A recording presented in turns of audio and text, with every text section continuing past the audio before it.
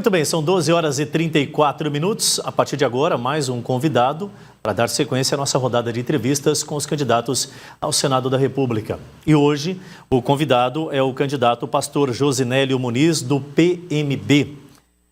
Candidato, muito boa tarde, bem-vindo ao nosso Band Cidade Rondônia. A partir de agora vamos disparar o cronômetro, porque democraticamente cada candidato terá 15 minutos para se apresentar à sociedade, falar dos seus projetos, entre outros pontos. Muito boa tarde, bem-vindo. Opa, boa tarde, eu fico muito feliz de estar aqui, agradeço o convite, né? E vamos lá. Candidato ou pastor? Qual que você prefere? É bom, eu sou pastor, né? Então, pode ser pastor, melhor pastor, candidato. Pastor, eu queria que o senhor se apresentasse um pouco para a sociedade que acompanha o programa nesse momento.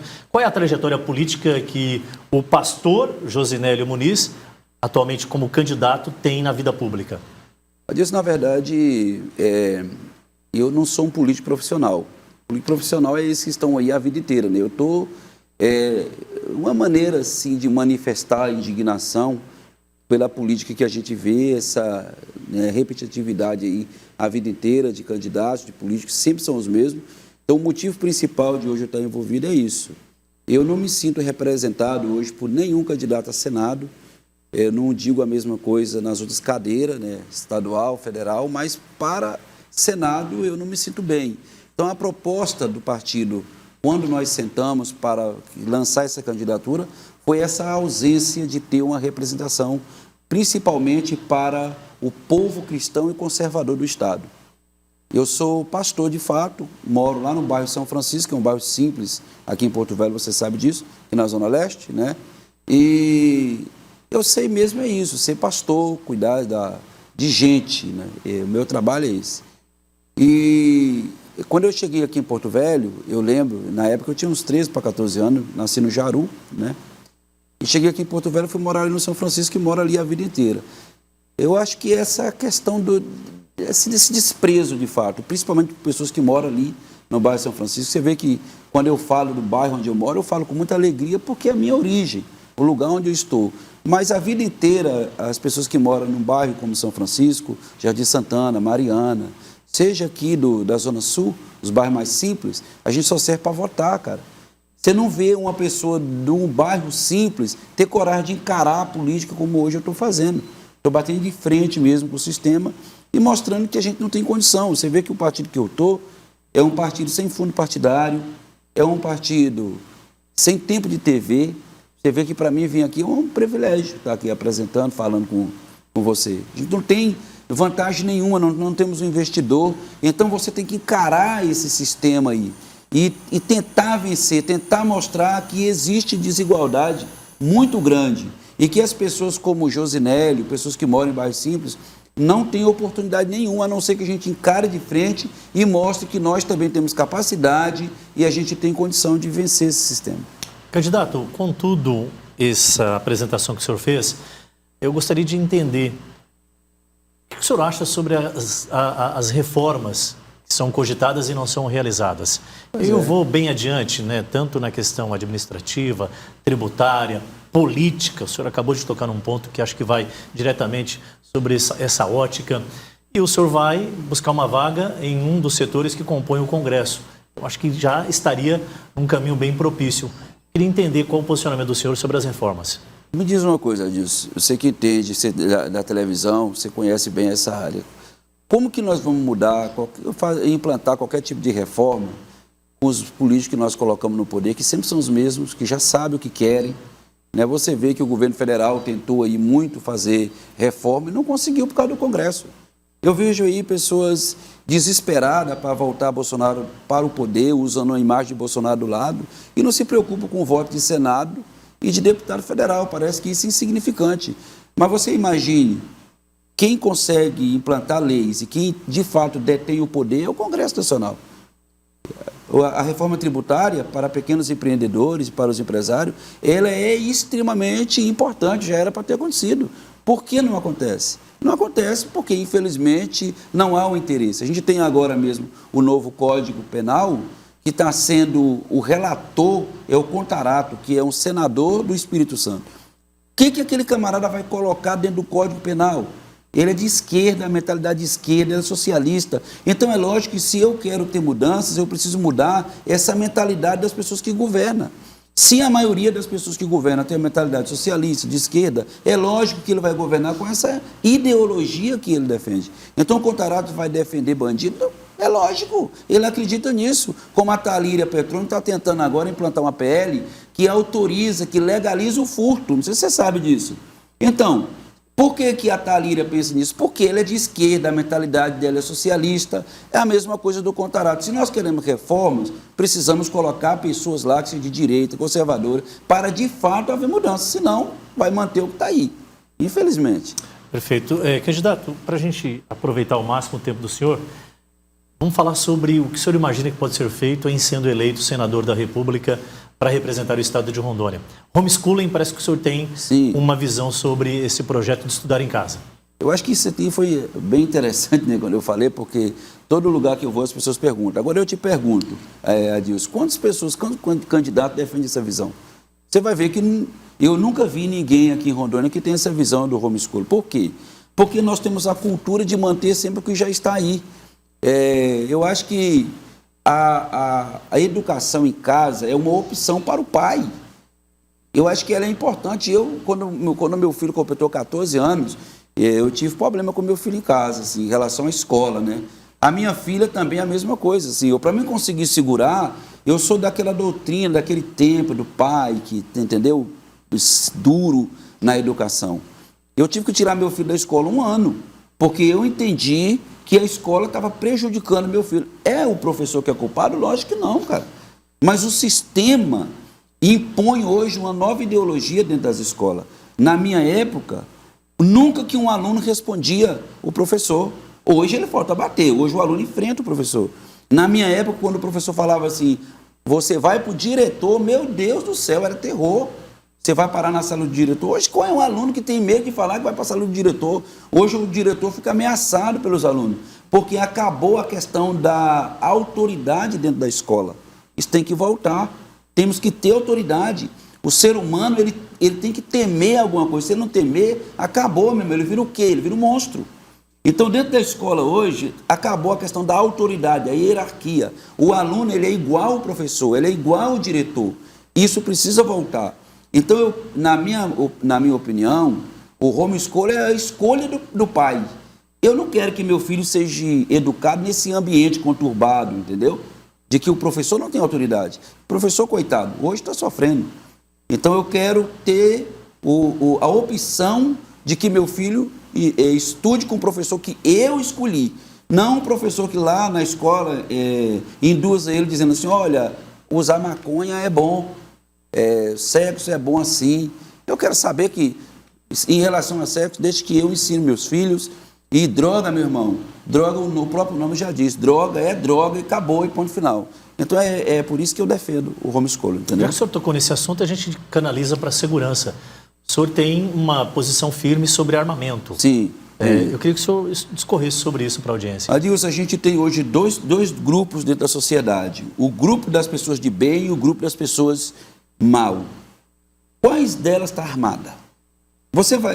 É muito bonitinho falar quanto ao armamento, mas agora nós estamos aqui dentro de um ambiente de entrevista, só tem pessoas de bem aqui, o câmera é pessoa de bem, as pessoas que estão lá filmando, pessoa de bem, o diretor, você é pessoa de bem, só que nós estamos desarmados, e até o segurança que está lá na porta está desarmado, cara. Agora, quando o camarada entra na sua casa, ele não vai te dar 2 minutos para... Olha, eu entrei aqui, vou te dar 2 minutos para você chamar a polícia para ver o que eu posso fazer. Ele não vai fazer isso. Ele vai chegar, vai te render, vai estrupar, matar, levar tudo que tem, e depois que ele for embora, talvez você consiga chamar a polícia, e a polícia vai demorar aí 1 hora, às vezes, para chegar, e às vezes não vem. Só se acontecer o fatal, houver morte. Então, a segurança, a gente precisa se preocupar com isso, porque nos estados onde o povo de bem conseguiu se armar, a criminalidade diminuiu. Isso é número, cara. Santa Catarina é prova disso. Então, por isso que eu defendo a questão do armamento. Provavelmente, eu como pastor, você nunca vai me ver com a arma. Mas eu quero que o meu vizinho do lado fique armado, o de trás fique armado. Eu quero ter essa segurança. No dia de culto, eu estou lá pregando, mas eu quero ter convicção que as pessoas em minha volta, as pessoas em volta da igreja, não dentro da igreja, que eu acho que não seja necessário, mas que a gente tenha essa segurança. É isso que eu defendo. Candidato, hoje a Constituição ela vem sendo seguida à risca como deveria? Há interferência nos poderes?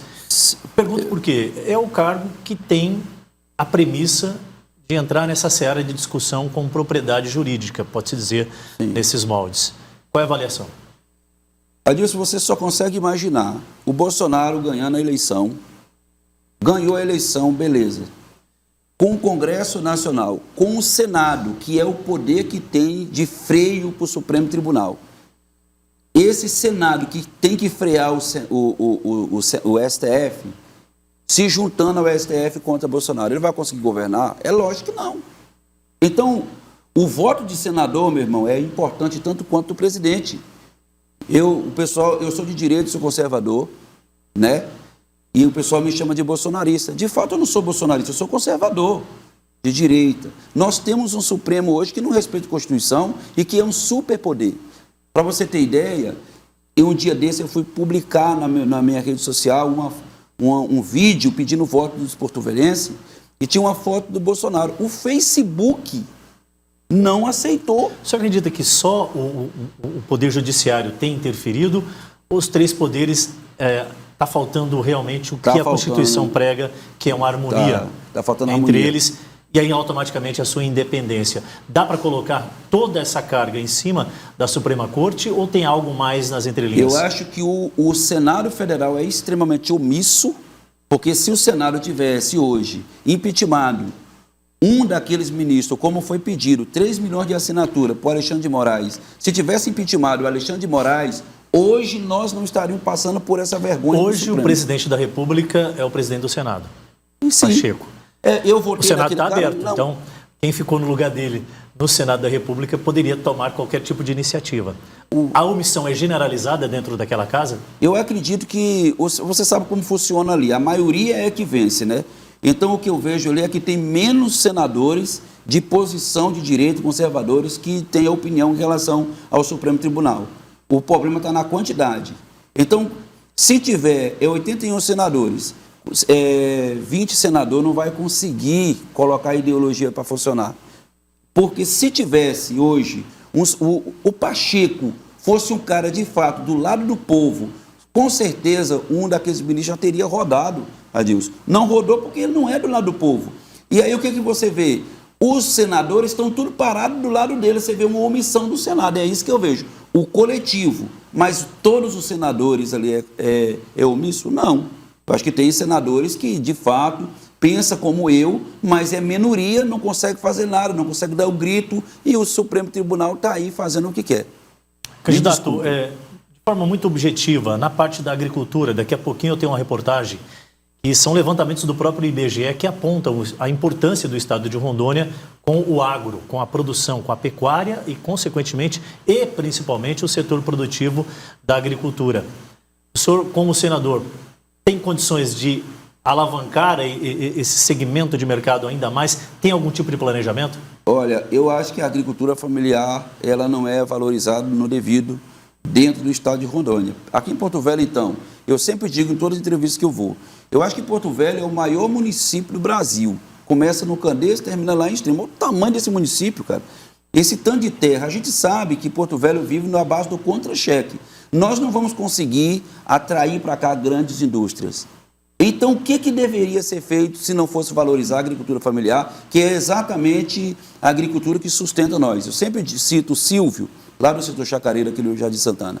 O Silvio hoje, a abóbora, aquela cabutian, parece, eles enviam aquela abóbora para todo o Brasil, cara, todo o estado, até para o Amazonas. Ele planta melancia, distribui melancia aqui, manda para o Amazonas melancia, caminhão inteiro. Aqui no setor chacareiro do Jardim Santana. Você vê um pequeno espaço, mas um agricultor que consegue produzir coisas grandes. Tem gente da floricultura que manda aí flores para o Brasil inteiro. Então, a agricultura familiar ela precisa de atenção, um olhar especial pelo Senado, né, pela bancada federal. Candidato, o senhor tem 45 segundos para suas considerações, conversar diretamente com o público. Eu gostaria de agradecer aqui pela oportunidade. Eu sou pastor Josinélio, o meu número é 355. Se você quer que Porto Velho, estado de Rondônia, mude, meu irmão, primeiro você tem que mudar os políticos que estão aí. Ideologicamente falando, se preocupe muito, porque nós temos hoje candidato a Senado, que a maioria é de esquerda de fato, e aqueles que são de direita, eles estão abraçados com a esquerda. Por isso você pense bem, estamos falando de futuro. Se você errar agora o seu voto, nós não teremos mais oportunidade. O meu número é 355. Fale isso para todos os seus amigos, familiares que têm um pastor que é candidato ao Senado com o número 355. Obrigado. Pois bem, agradeço aqui a vinda do pastor Josinélio Muniz, do PMB, segundo candidato entrevistado do nosso quadro Rodada de Entrevistas com os candidatos ao Senado da República, fazendo parte das ações de cobertura da TV Meridional Band. Eleições 2022, olho no voto, olho na Band, fique atento, tudo passa por aqui. No oferecimento Band Eleições, Hospital de Olhos Veloso, a credibilidade de sempre com a evolução que precisamos. Faculdade Sapiens, evoluindo com a educação.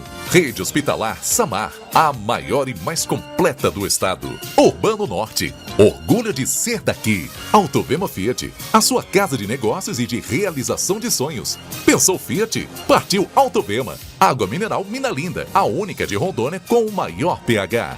Rondon Cap, há 10 anos gerando renda, realizando sonhos e mudando vidas.